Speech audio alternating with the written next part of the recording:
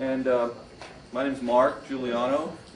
I guess I go by Jules on all my podcasts, but it's a nickname when I was a kid. And I'm here to talk to you guys about live interactive podcasting.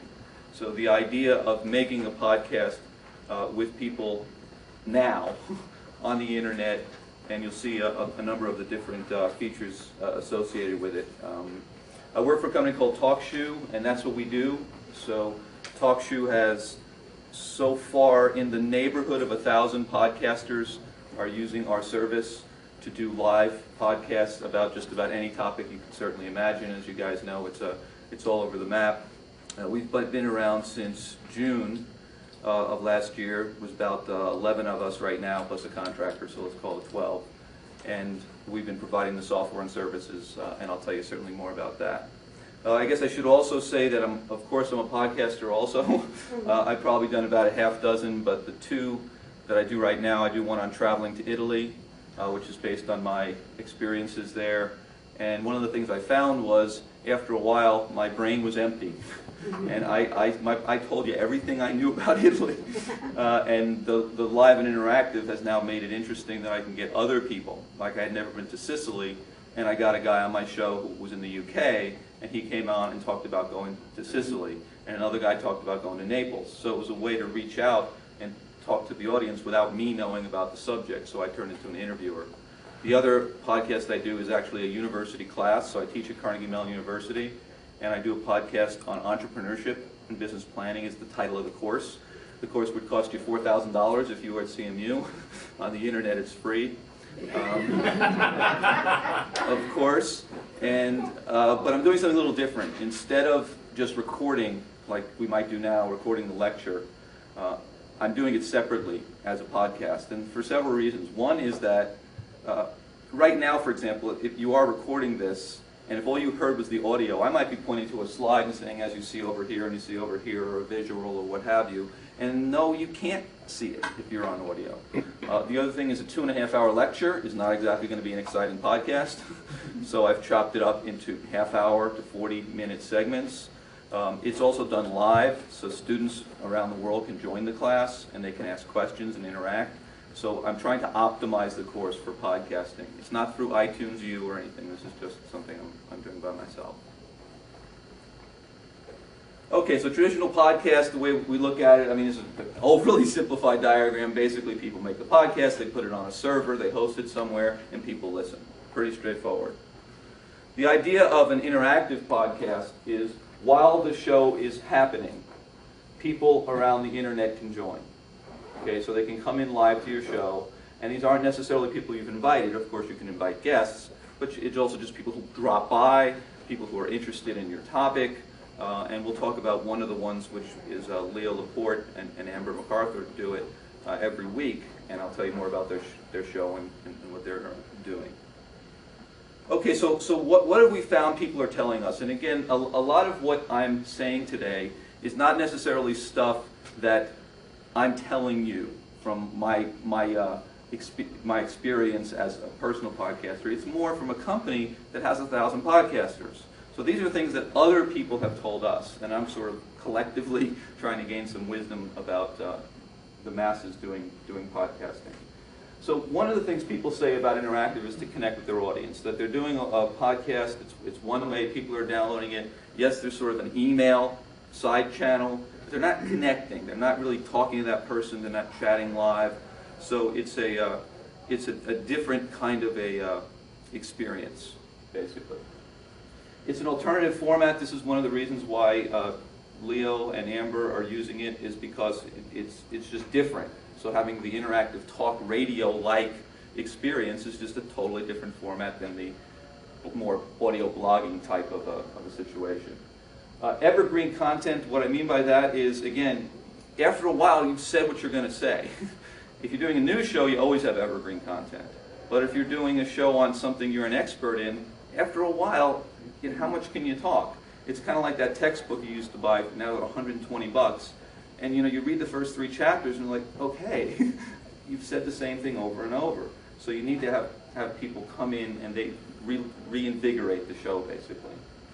Of course, people with common interests, and certainly the people on our system think it's fun. Now this is a picture of a specific show, and this is actually the show that is Net at Night with Leo and Amber's picture here, drawn picture. And this is a screenshot from their actual show. I think it was the second or third show they did. They had about 930 people on a live interactive podcast. Okay, now those people were on in different ways. Some of them were on the telephone, and this is their telephone icons. Okay, you'll notice that these people can be muted. Okay, so some were muted, some were unmuted. So the host has control over that. The people, if you will, their computer icon says that they're online and they're participating in the chat room. Now, one of the things you can do, you can mute a chat. So if somebody literally says something on a chat that you don't want them to say, you can strike out their whole, which is what I did here. Okay. The other thing that you can't see on the screen is certain people were just streaming. So they were just listening to the program. They were participating in that way, like a radio model instead of a true active participation. But there's a few other things that happen here. So while people are muted, and you can mute all, there's a choice to say come in all muted, come in all unmuted. We used to have all muted. Everybody complained, so we made it all unmuted. Everybody complained. Everybody complained. So it's the classic, the product manager said, okay, give it an option. All right, because it just depends on the show. So now these people who are muted, what they can do is request to talk. And then they go in a queue. And the queue builds up, and you can take people off the queue in order, or you can just take them off one by one. So Leo, for example, often will say something, we'll be talking about a piece of technology, and I'll say, does anybody have any questions about this technology? And they'll chat in, yeah, I have one, and he'll unmute and take them off the queue. Okay, so you're managing that queue actively. So you can really run it just as if you were running your own radio show. Yeah, you absolutely can do that, just with many callers. And the other difference is the callers are interacting. So it's not, you can shut up for a while, basically, and let happen. I did a real quick one with some guys in the office last year, which was just Yankees versus Red Sox. And that was just like, leave everybody unmuted. You know, what the hell? And everybody was arguing and back and forth, and it was great. You know, and that show, if it were done by me, would be pretty damn boring. What am I going to talk about? Statistics and my opinions? Yeah, that's great for a while, but seeing the two sides, you know, battle it out was pretty interesting. When Leo and Amber are doing it, who has control, Leo or Amber? Leo has control, and I'll show you a block diagram of exactly how they put it together. Okay, but then you said you crossed out that chat. Did he cross that or did No, what I did was, quite honest, you can probably see this circle looks a little different. Okay. He has never muted somebody's chat. Okay. I was trying to show if you wanted to, you could, and there's no chat here, so it just gets erased, so nobody can see it. Okay. To be honest with you, I don't think I've ever been on one when somebody's really muted the chat, because I mean that would be somebody just being completely, you know, a pain in the butt basically, and that just hasn't happened. Okay, but the host would have control. The host has control. When anything that I said control is the one host has the control, not two or three, just one guy. I know this sounds weird. Does that scroll left to right? This particular right now scrolls left to right because we wanted to attach the name with and we didn't want the name to move necessarily. Yeah. Now you can sort this by chat, you can sort it by only the people on the phone come to the top, Okay. only the people from the computer come to the top, or you can just lock it in place. So there's a variety of ways. But instead of going down, it goes across. Right now, we're actually putting in a, guess what? Half the people want it to be traditional, and half the people like it this way. So we're going to do the both and give you a chat, get it traditional. But quite honestly, it's not going to be the same if it's just scrolling up in a way. This way you have all the history and you tie it to a person's name. This is really great because I know I was on one with John Havens and it had you were on and a bunch of different people, and it's terrific the way it works. Yeah, and again, it's just like anything. You can't please everybody type of thing. It was our first shot at it, but you know we'll do both in the end. Mark, Yeah. two questions would be helpful, at least for me, because I'm not familiar with your software. Is it resident or online, or what's the range of cost? Just by way of intro. Okay, the software itself it's a website that you set all this up, and I'll show you doing that. And then this is a piece of software on your desktop. So it's interacting with, you can, and I didn't mention that yet, but you can call in via telephone, you can call in via Skype, you can call in via voice over IP. So there's a lot of ways to get into the system. But the session then is running locally on your machine, but it's being powered by the internet, basically. That's where all the information. Like, for example, very small thing, a little hard to see probably from where you are, it's a little flashy thing. And the flashy thing says that person's talking. And if you've been on a conference call, you know, even just that simple thing is a big deal. Because it's always like, hi, this is Mark. And you say, hi, this is Mark again. You know, and you always have to announce yourself. Whereas here, your name will flash, and you know exactly who's talking. Or who's being a pain so you can mute them. Okay? And the range of cost? There is no cost to the service, and I'll talk more details about that later. So obviously you can enter chats, there's some information, so we're trying to make it so it's not just a conference call. There's other ways to do this in the world. There's several other ways, like a freeconference.com type of thing, set up a conference call. But what we're really trying to do and where the company started was to get a community. Okay? Well, community means, you know, information about the person. The person has a name. They come back to your show, you know who they are. Things like that. So it's I don't want to say it's a social networking thing, but it's just to start to get people comfortable with one another. And of course, you can start the recording. So this then becomes a podcast. All right, when you're finished, it's a recorded podcast. And the next obvious question is, there is no cost. What's your business model? The business model for us is the business model for you, which is the podcast gets created, and then it gets downloaded and listened to, and we put ads in it, and we split the revenues with the podcaster. A simple, straightforward model. Okay, so in terms of the needs for interactive podcasting, I mean, the last diagram showed a lot of, you know, the specifics, but obviously there needs to be a lot of potential people. Some systems, like, you know, they can do conferencing 3, 4, 5, 6 people. Our system handles up to 250 people on a call. It can actually go much higher. We just felt that was a big enough number because you get more than 200 people, frankly, on a call, and it gets unmanageable at a certain level. So we capped it at that, and we capped it a little higher than Leo was using, so at least he could get all his guys on the horn. It's also important, I think, when these things are interactive, a lot of people want to just listen, so streaming simultaneously is another important feature of any interactive system. It should be able to stream, so you should be able to record, stream, take telephone, take chat, take all the different ways you want to communicate live. The host control I've talked about, the muting, the call queuing, etc. Obviously it's recorded. What you can do with the system is you can download the result when you're finished. You can edit it and then do what you want with it. We'd certainly prefer you put it back on our site, but if you want to take it and put it on your own website, that's fine too. Obviously if you put it on your own website, we're not going to monetize anything. But that's your prerogative to take the file if you want. Do you have a lot of people duplicating the feed? So there's one off TalkShoe and then one on their own regular feed? Some of the sophisticated podcasters are using dual feed.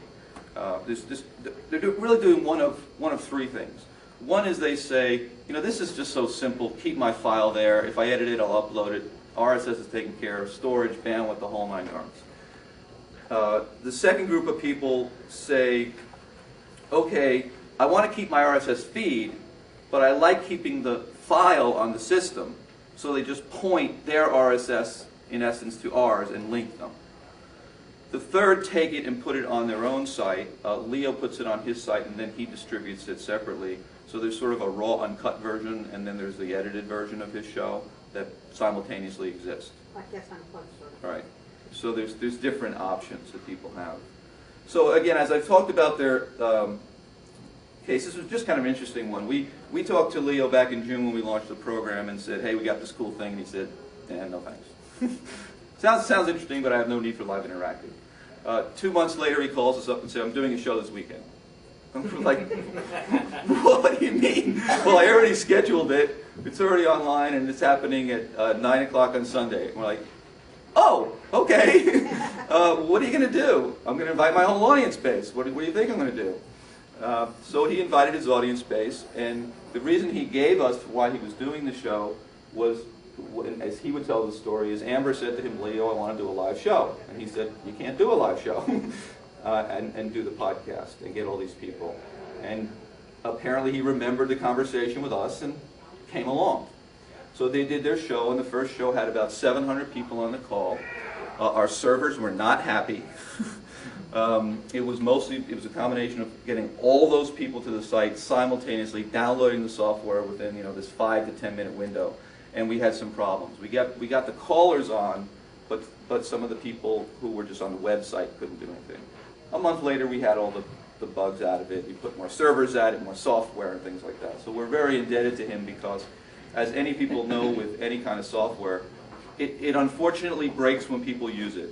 You'd like it to break in the lab, but for some reason engineers just can't seem to test every possibility, or they say, but why would you do that? You know how to use the system, obviously. So this was the real world beta trial, and because of that we know we can now handle very large call volumes, and so that was a great thing. And if you want to tune in any Sunday night at 9 on TalkShoe, just come in and you can join the show live. Okay, so that I told you about the number of people that were on that particular call. It's probably one of the largest ever. I don't know if that's the case, but I'm sure it is. This is a ton of people simultaneously trying to interact with one another. And again, this is again, I show this slide again to just sort of put it all together. This is again the show without the bubbles. Just to clarify, as a listener, I can stream it, but can I also do a phone call in? Or Yes. like a teleconference? Yes, okay, so you have different options, okay, and like anything, you gotta have lots of options. So the simplest option is you go to the website and you say, listen, and you just, internet radio, in effect, so you're hearing the show. The second one is, I want to hear it, but I want to chat, which is very common. So you see a lot of people just want to chat, they're not on the phone. That's the second most common thing to do. It's a little, a little less risk, right? Your voice isn't being recorded or anything, and you can chat, and it's a pretty good experience. The third is all of the above. So you're chatting, you're talking, listening, you're doing the whole 9 yards. There is a fourth, which is if you just want a telephone. So if it's just mobile, you can join as just a telephone. You do not have to be on your computer to do this. So I can do it right now. So a question, with just the mobile, or when the mobile people, what number are they calling? Your central number yours, or is it something being separate? Or is that a slide coming out? No, let me just see if I can. Okay, so there's one going on right now. All right, now I may join the call. I will see if we have time. But this is a show that I scheduled to start now. So a lot of people have joined the show, and they're not really hearing me because my phone's not on. But they're chatting with each other, which makes sense. Okay, but they've chosen not to dial in. And naturally, I asked some of the guys in the company to get on. Some of these are Lee Douglas is one of our big podcasters. Things like that. So they're David Baer. David works at the Pittsburgh Post-Gazette, and he's doing a podcast on travel. He's the travel editor of the Post-Gazette, so he's doing a weekly show, basically. So in terms of the answering your question,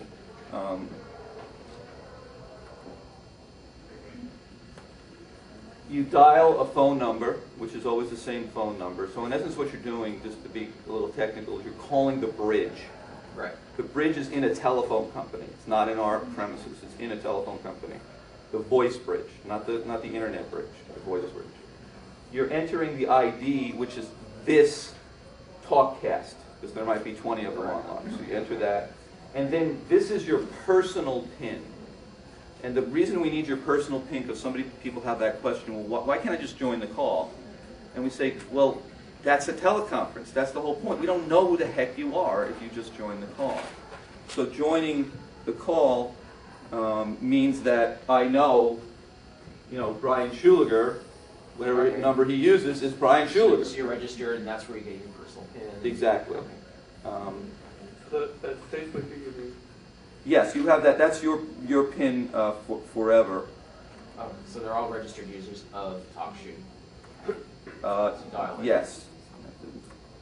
You register. If you want to be on the phone, you have to register, or the chat, you have to register. If you just want to listen, you You don't have just to, or listen. the Skype in, you have to register. Any kind of conversation, because you're an input now. Okay. We got to know who you are. Perfect. All right. So That's perfect. Yeah, that's the basic idea.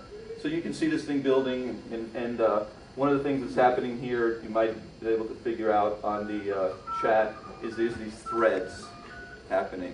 Okay, so people can respond to other people and have their own sub-thread going at the same time. Am I there? Yep. Yep, here came on. Am I on? You Yes. are. Okay, cool.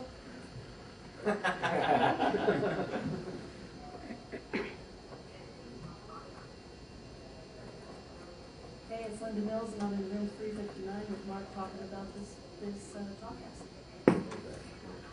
Just fine. But I think I'm making too much noise.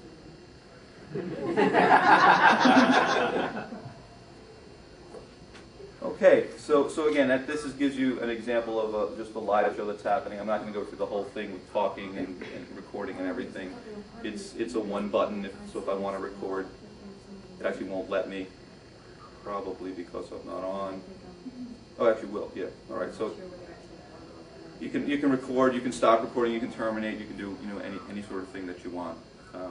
So that's the idea of this live interactive session. You have a question?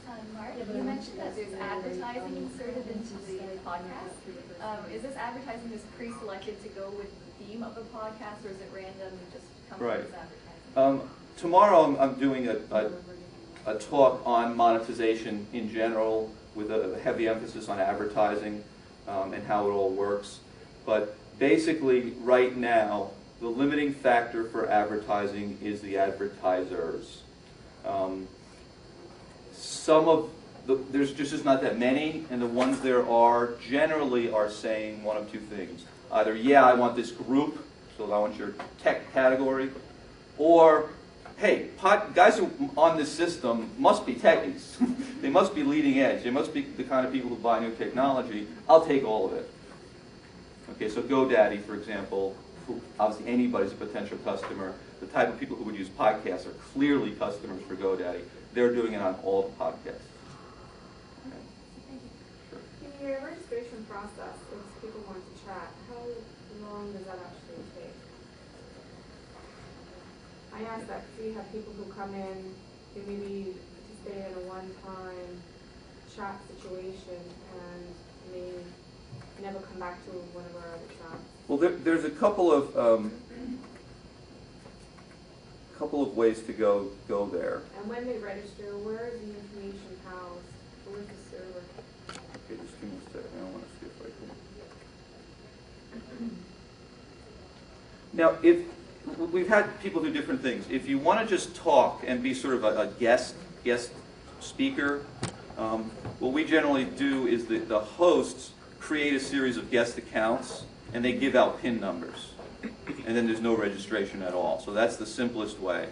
If it's different than that, basically if you want to participate in the chat, it's probably about a 10-minute process. So we strongly recommend people, and anything we email to people, we say, it's the software download. We're certainly not as fat as iTunes, but it's certainly a decent amount of software. Once you do it, you're finished. Since it's a software download, is it Microsoft only, Mac, Linux? It's both Microsoft and Macintosh. Safari on Macs is what we generally recommend, or it's like Firefox 10 something. I don't remember the exact version. It's a certain version of Firefox that you have to use. Naturally, there's always going to be a version of operating system that you don't support. And are you thinking about Linux or Pardon? Linux? Linux operating system? Oh, no, we're not. Not right now. It's just more engineering and more testing, basically. But we don't have that now. We've been asked many times, though, I will say that. Do you have any plans to incorporate video into your I would say medium to long term. We want to just get the audio right and be seen as you know, a company and a service that audio podcasters can use. The plans for video would not be video conferencing. They'd be one-way video broadcasting from the host. The question was asked basically, where are you storing the information? Oh, I'm sorry, I didn't answer your question. Where are we storing it? We store our, all of our telco gear is at a telephone company. All of the servers with all the data, the databases, etc., is at an internet service provider that is the same as the telephone company. They're their ISP brain. Oh, I'm sorry. Yeah, the servers are in Pittsburgh. Okay. Yeah. Okay. So, but they're not stored on our premises, so we What don't have to. information would you ask from people when they register? I asked that because of the legislation that Bush brought in for Right. national security. That is not in compliance with our TWiT and HIPAA legislation. Yeah, we basically ask, name and email are the required ones, and so a moniker of what you want to go by as your screen name and your zip code. That's for advertising reasons. Zip code. Another question about the advertising. If you don't want any advertising, do you have to have advertising? No, you can opt out. Okay. So then you don't make any money. So yeah, right. There's certain people who certainly don't want to have advertising. And that's fine. You can opt out.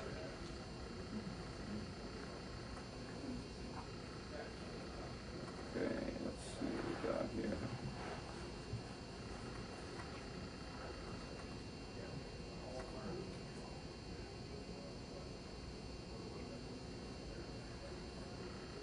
So the question was asked sort of how does this whole thing happen with Leo in particular? Okay, so not everybody's doing it this way. But Leo's where he is in California. Of course, he's on the internet. He's controlling the system. Okay? He actually patches Amber in via VoIP on Skype, straight to him. He could, of course, patch her in through the conference bridge, but they chose to do it that way. She also, however, is on the chat. Okay? So she's participating, he's participating. And then the X hundred people are down here connected to the conference bridge and connected to the server. All right? Then a couple of things happen. So he records, it's finished. It gets sent to our servers where it's a podcast. You know, where, and of course, eventually to the internet.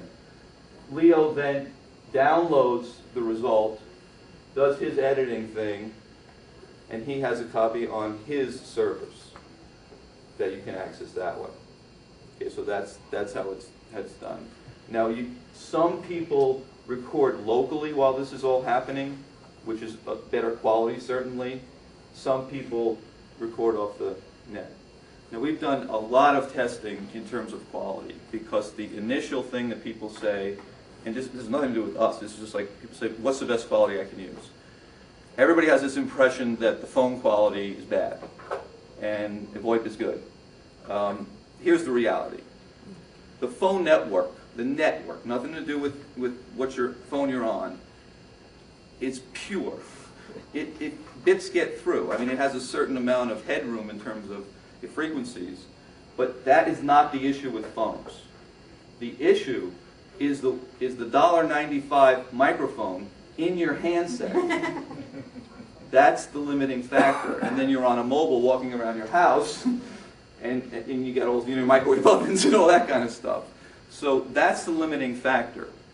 There is some gear that you can buy that basically bypasses the telephone.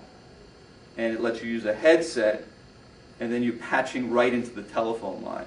And that, let's say the phone quality is a 7, that would boost it to probably, an 8.5 by using one of these type of systems. Then there's the voice over IP side, and the reality of voice over IP is that it depends on your definition of quality. If you're talking about pureness of quality and frequency response and all that, VoIP can be better. If you're talking about having a pop and a click every so often, personally, I don't like that. It drives me nuts to cut off what somebody's saying. I think that's worse quality. But you can argue either one. It depends if you're looking for the fidelity, if you will, or the consistency. Phone network's going to work. I mean, when was the last time you were on a phone, not a cell phone, but a real phone, where somehow you couldn't hear because of the phone network? I mean, it might be your handset, but it's not going to be the phone network. This diagram is a great example of when the host talent, so to speak, is also the, let's say, the operator of the show. Could this also work if there's one or two hosts that aren't technically inclined, and there's a second or third operator? Right. So we have a number of our customers are radio broadcasters, and what they sort of do is simulcast. So because it's easy, during their radio show they put it on here, and they also get chatting, and they get all kinds of talking and things like that they can patch into. So what they do is naturally then the host is the guy who's the controller, and then you're in there as a guest, but you will put you right there, so we know that you're really the person speaking, and you have your name and everything else. But you have to turn control over to somebody. So either you do it yourself or you do it. Personally, I tend to do sort of I talk, and then I mute everybody, and then I pause, and then I see the questions, or I unmute people, and then we go into that part of the program, and then maybe I remute them and say something, and sort of go back and forth. But having the minion is certainly a benefit, which is the radio model. I mean, it's the classic radio model. You're getting then a mixed, it boils down to just one stream of information. In other words, with all those phone calls that are coming Oh, in, right, yeah. it just mixes down. Yeah, it's not different channels. Okay, No, so you're on one mixes channel. down one. It's one So recording. basically, whether Leo's recording it on his end or you're recording it via your machines, you're getting one mix down. So editing then becomes you're mixing just on one. Right, that's exactly right. You're not mixing your local channel with some remote phone caller channel and then having to put it together. It's all one stream. That's right. Is the chat archived in any way? The chat is archived. Turns out, it's the proverbial we keep everything because we never know, and we have had people ask for it, and it's not online. But if you really wanted the chat, you could do it. What we're really trying to do, this is why we're not launching it yet, is to play back the chat in real time. So that when you would see them pop up, okay, as if the show were live. So you'd be getting the live chat experience. That's not easy to do. So we don't have that yet, but that's one of the ideas of the system. Okay.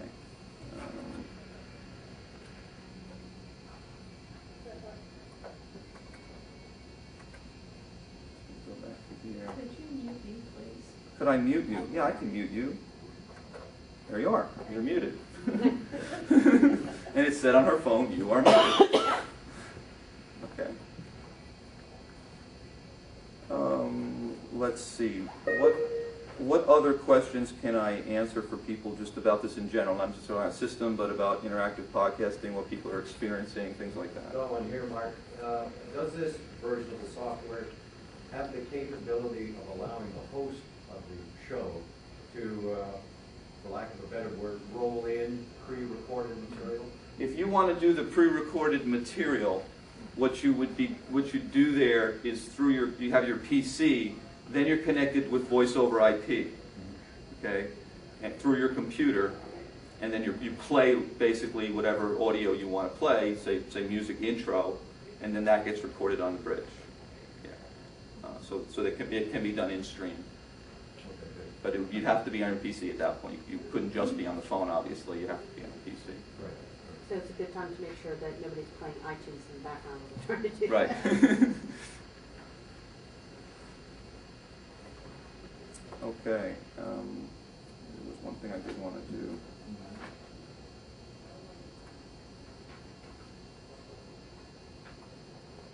One of the questions that's often asked is we have a lot of data on downloading. That's my other class. That's my class. I had it probably cached.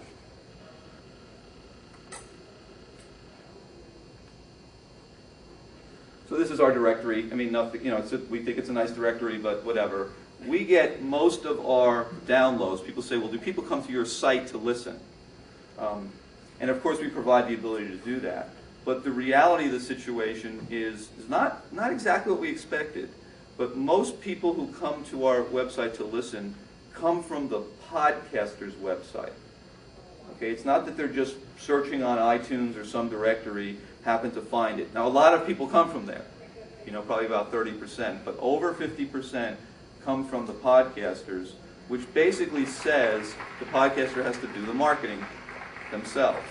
And when we started doing this, and this is the case with, I think a lot of other directories have the same issue, the podcasters, I think, expected the directory to do the marketing for them. And somehow there'd be these millions of hits running around the directory site, downloading your podcast because it was really cool and you had a neat picture and description. That's not what's happening. What people are happening is we get guys who overnight do one of these and get, you know, 5,000 downloads, 10,000 the next day because their website is something that people are coming to. So we try to put information out about how to market your own podcast. But that's just kind of a little bit of an aside. That's sort of being a directory site. And I shouldn't, by the way, in terms of a directory, one of the questions people ask for us is, what about my existing stuff? So great, I want to do 3 weeks of regular podcasting and 1 week of interactive. You can upload any file you want to the system and make it a single RSS. Okay? Or we have people who are just uploading for monetization reasons. Fine. If you make money, we make money, everybody wins in that kind of situation, if that's what they want to do.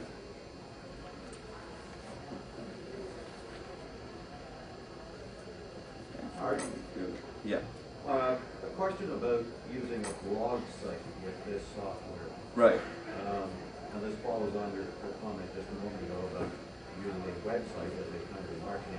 Yeah, or blog. When I say website, I really should say website and you know. What's blog. the strain on a blog post server with this? If, for example, on my blog, I decide to do an interactive. You're not involved at all. Your server doesn't do anything. What you do basically is you connect to your file on here, and we stream it to the person or download it. So there's no load whatsoever. It's just a link. Right. So let me answer that by doing this.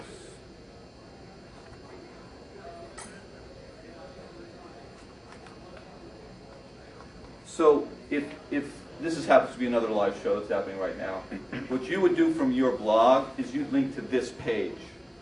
That's basically what's happening. Okay? And then what you see down here, I also picked this one because there's a lot of, he's got a bunch of scheduled shows. So you schedule these in advance, or you can do it right now. And here's all the past episodes. So then they're listening, they're on our site basically. Now, in the very near future, we're going to have the ability for you to listen right on your website. Now you have to come to this page to listen. Or you go to iTunes, or, I mean, you know, wherever. So it's a link to your page right now. Right now, and then eventually we're having these dynamic badges where it's going to update and show the new live shows, and you can listen right on your site. Okay. What capacity again? How many people could call in or participate? The number of callers and chatters is 250. If someone really, really, really wanted more, we can take that limit off. But it's not going to happen. I mean, Leo shows a perfect example. 70,000 people are every single week know that this show is happening at 9 o'clock on Sundays, because that's how many downloads they get. 200 show up. And everybody gets this sense, but it's like a timing issue. You have to be there exactly at that time and want to do this and have free time and everything else. So, is the timing now? I'm assuming we're done. So thanks, everybody.